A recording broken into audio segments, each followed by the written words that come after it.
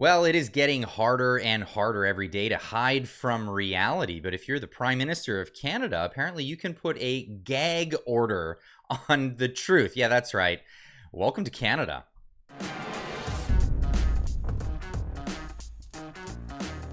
Now, here in Canada, a growing number of Canadians are leaving the country. This is a story coming from the National Post saying a growing number of Canadians are moving abroad due to lack of affordability, a McGill study reported.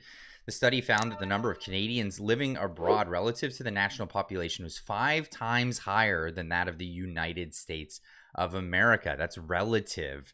And it goes on to say that 11% of our own population, 11% of the population of Canada, don't even live in Canada. This is getting ridiculous at this point. But what is the cause of this? Well, roll the tape. If you're renting right now, you're going to want to hear this. The average rent in our country hitting an all-time high in the month of May, topping $2,200 a month for the first time ever. The average monthly asking price for rent increased by 9.3% on a year-over-year basis last month, reaching $2,202. Vancouver, $2,671. Toronto, $2,479. It's all part of making renting fairer, and it's part of giving you a leg up for when it comes time to buy your own home. It's just shocking. I'm looking at a studio apartment in Vancouver, average asking rent over $2,300. A 3-bedroom in Toronto, average asking rent over $3,700. It really is at a crisis point. Completely unaffordable to low and moderate income households. This is what our upcoming budget is going to do, making the housing market fairer for every generation. Not worth the cost. This is an ad from Pierre camp here on his YouTube channel. 9 years of Trudeau. Rents have doubled. And while it doesn't look any better for the buying market, we look at better dwelling here. Just their top stories this week. Canadian mortgage problems, and Toronto unemployment boom. Canadian mortgage delinquencies rise 24%. Ontario hits $1 billion in delinquencies, which is crazy. Bank of Canada warns interest rates won't return to pandemic levels. No, they're not going to go back down to near zero, as a lot of realtors will probably have you believe. Canadian mortgage borrowers are too indebted to fail at the 6 big banks. It's not looking good on the financial front. And a new report even here says that 1 in 4 Canadians may be living in poverty at this point. 1 in 4. That's 25% of the population of Canada living in poverty. It's just absolutely ridiculous. This is not even the same Canada that I remember growing up in, where everybody was just kind of middle class. There wasn't really an impoverished class, and if there was people impoverished, there was always people ready to help them out. This is the country that I grew up in. Breaking, says Senator Leo Housakos. Are you ready for this? After 9 years of Justin Trudeau taxing everything he can get his hands on, a new report shows that 25% of Canadians are living in poverty. Meanwhile, Canadians are leaving Canada for the U.S. at record numbers and taking their money with them. And this, with a new corporate or capital gains tax, it's not going to slow that down at all. In fact, it'll speed that up, and that's something that's been taking place. But here's Senator Leo Housakos on the Senate floor. Senator Housakos. Senator Gold, after 9 years of Justin Trudeau, more and more Canadians are fleeing our country for the United States. Census data shows that more than 126,000 people left Canada for the U.S. in 2022. That's a 70% increase from a decade ago. For those who can't do the math, that was the year before the spend-happy, scandal-ridden Prime Minister took office. And now your government thinks, oh well, let's drive even more Canadians away from home with their latest job-killing, investment-killing tax. I'm sure you're going to tell me about all the wonderful things your government is doing, but at some point, the cash dries up. Already, your government has doubled rent, mortgage payments, and down payments for Canadians. Your record deficits have driven interest rates sky high. And food banks received a record 2 million visits in a single month last year, with 1 million additional people expected in 2024. Are you seriously going to stand here and tell me that you're proud of all of this?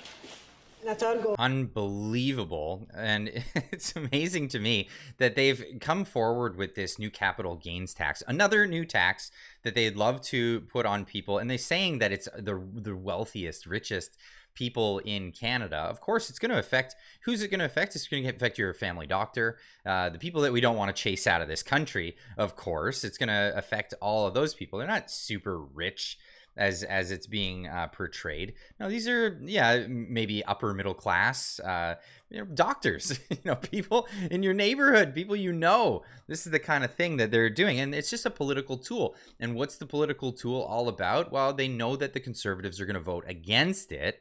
And because they're portraying it as a tax that's only going to affect the ultra wealthy, well, then they can come back and have a campaign like this.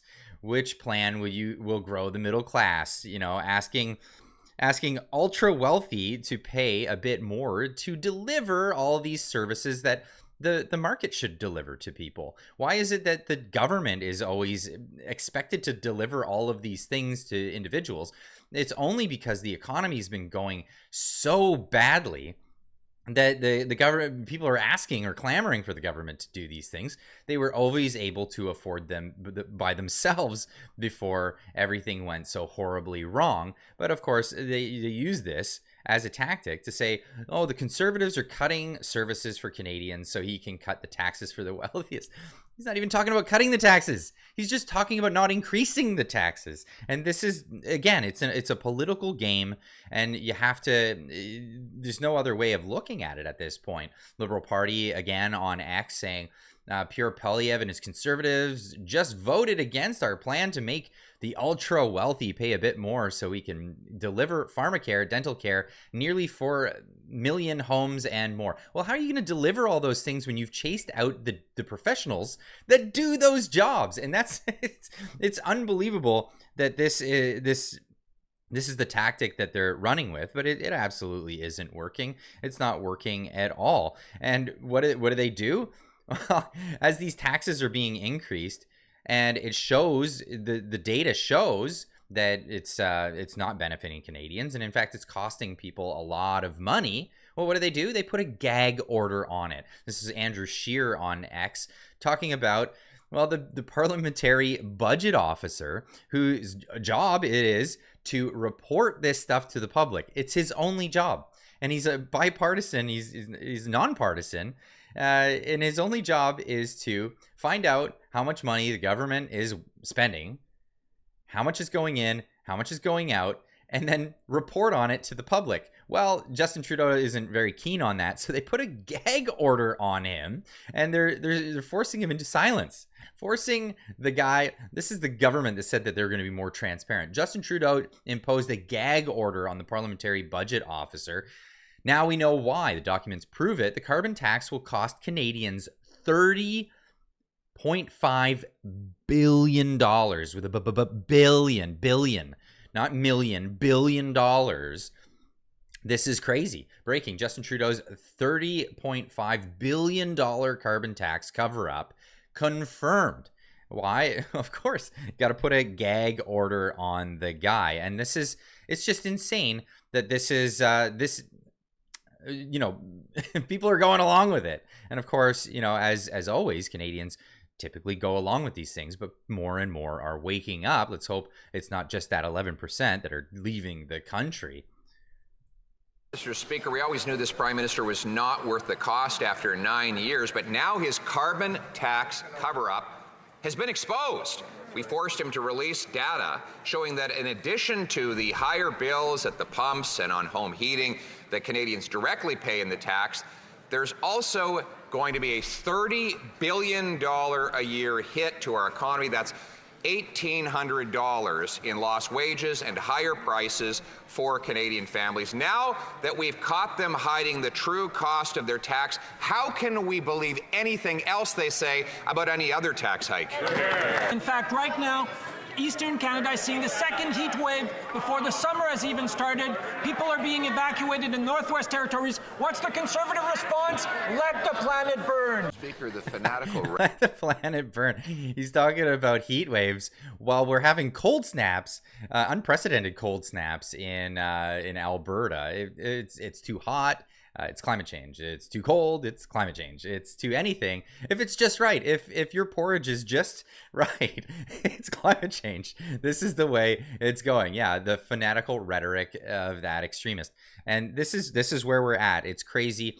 They want to talk about other things. If you bring up the finances in government, they'll talk about climate change. You bring up finances in government, they'll talk about abortion. That's another thing that came up recently. But I'd love to leave this question with you guys. What are you doing? What is your plan in Canada? Are you going to be part of that 11% that are leaving the country? Are you going to stick around and watch things?